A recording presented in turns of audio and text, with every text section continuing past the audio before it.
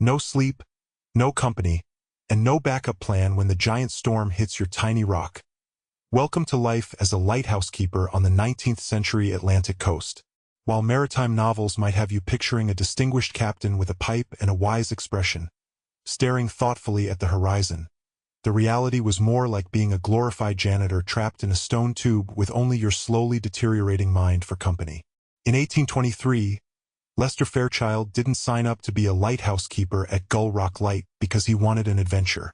He signed up because he was terrible at everything else. Failed sailor, unsuccessful carpenter, and mediocre fisherman. The lighthouse service was his last chance before having to admit he should have just become a farmer like his father wanted. It's simple work, the supervisor had told him, slapping him heartily on the back. Keep the light burning, maintain the logbook, and occasionally polish some brass. Any idiot can do it. What the supervisor failed to mention was that simple didn't mean easy, and that the job description should have included, must be willing to live like a hermit while simultaneously working 24 hours a day. Lester's first night at Gull Rock started with a tour from the previous keeper, a man with a wild beard and eyes that darted around as if the walls were closing in on him. "You'll get used to the voices," the man had said. "What voices?" Lester asked.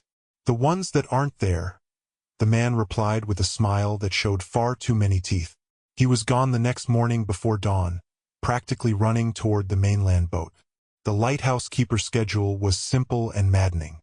Every evening at sunset, Lester had to climb the 97 steps to light the lamp.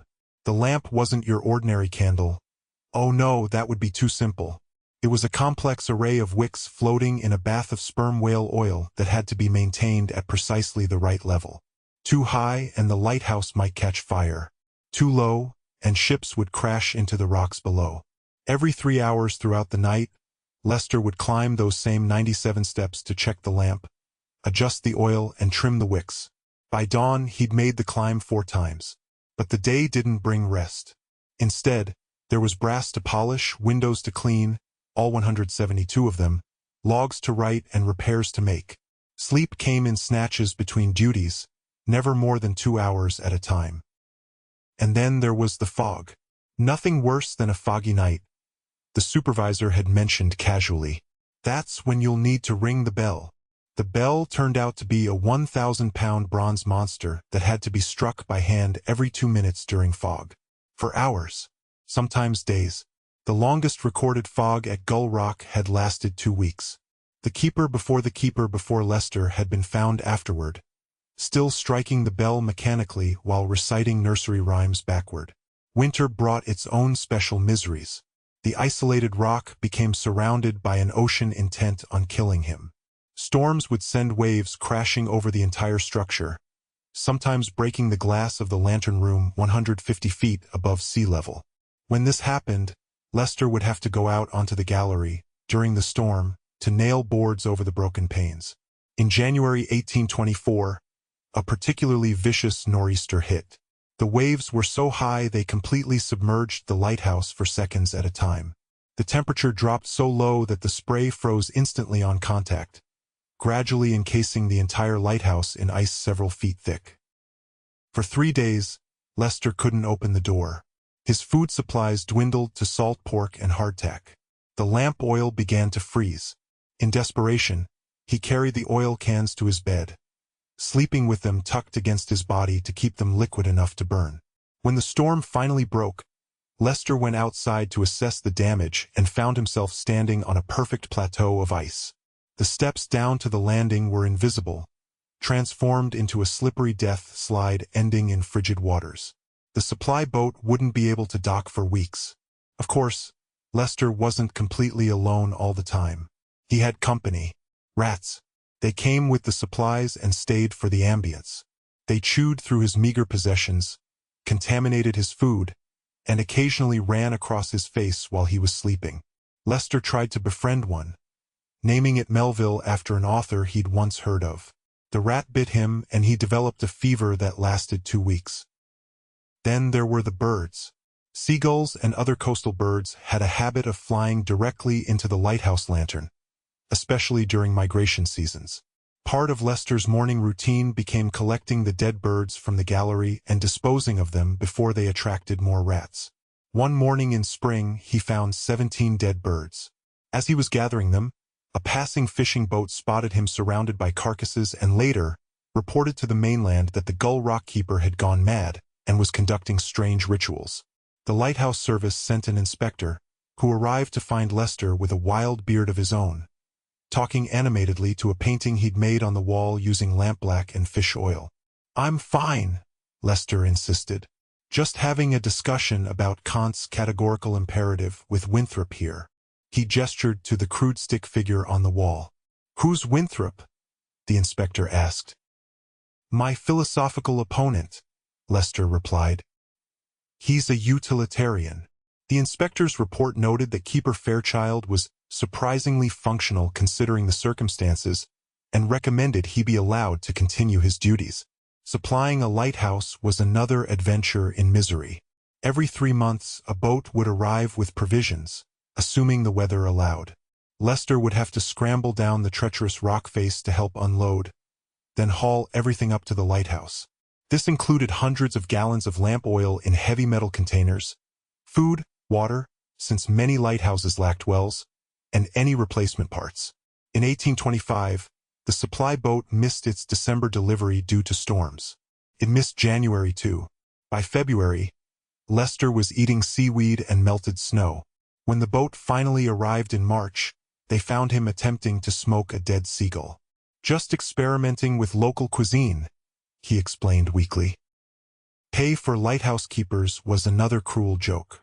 Lester earned $400 per year, less than a skilled laborer in town who got to go home to his family every night and didn't have to fight off nesting cormorants in his bedroom. The government considered the free housing part of the compensation, apparently valuing the privilege of living on an isolated rock in a tower that smelled permanently of fish oil and mildew. One particularly sadistic aspect of lighthouse keeping was the record keeping. The Lighthouse Board required meticulous logs. Weather conditions, ships spotted, oil consumed, maintenance performed. These logs were checked during inspections, and any keeper with sloppy records could be dismissed. This meant that after staying awake all night tending the lamp during a storm, Lester still had to write a coherent account of it all. His log entries began to show the psychological toll. May 15, 1826. Weather fair. Spotted 3 merchant vessels heading north. Oil consumption normal. Winthrop and I disagreed about whether mermaids would have fish parts above or below the waist if they evolved to live on land instead of sea. The Lighthouse Service inspector underlined this entry and wrote, "concerning" in the margin, but took no further action because finding replacement keepers was too difficult. Romance was another casualty of lighthouse life. During a rare visit to the mainland in 1827, Lester met Margaret Langley, a widow who ran the general store.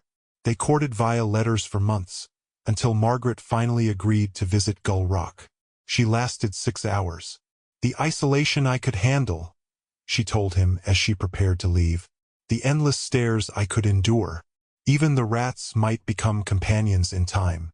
But Lester, dear, I draw the line at having to use a chamber pot that you then have to throw into the ocean from the gallery while hoping the wind doesn't blow it back in your face."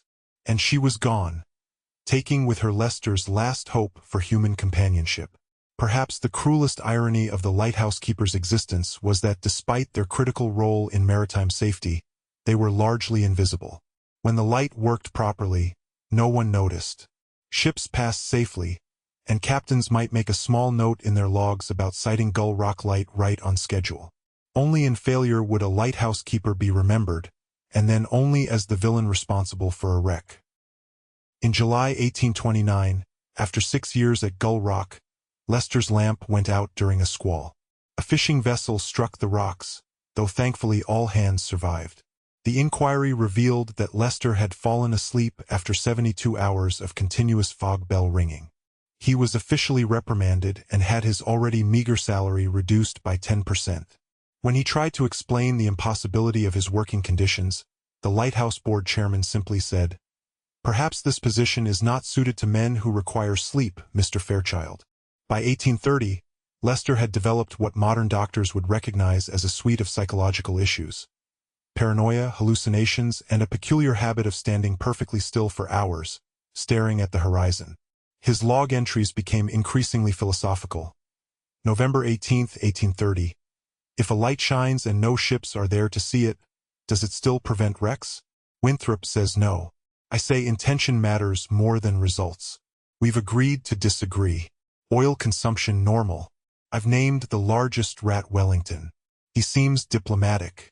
In December 1831, after 8 years of service, Lester was found by the supply boat sitting calmly at his table, having written a 347-page treatise titled The Moral Implications of Light, a philosophical examination by Lester Fairchild and Associates.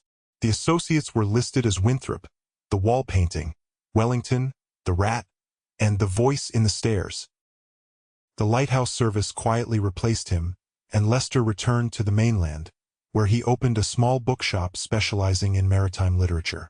Visitors noted that he kept his store obsessively clean, never allowed candles or lamps after dark, preferring to close at sunset, and could predict weather changes hours before they occurred.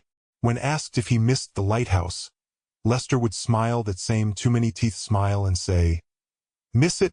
No more than a prisoner misses his cell. But sometimes at night, I still climb those 97 steps in my dreams, just to make sure the light stays burning."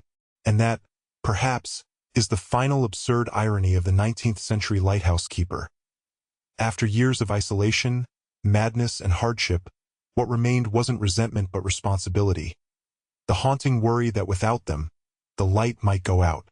Like ships passing in the night, we've forgotten these solitary guardians who sacrificed their sanity so others could safely find their way home. Proving once again that, in the 19th century, the only thing more reliable than a lighthouse beam was the knowledge that no good deed goes unpunished, especially if it involves cleaning 172 windows while seagulls aim for your head.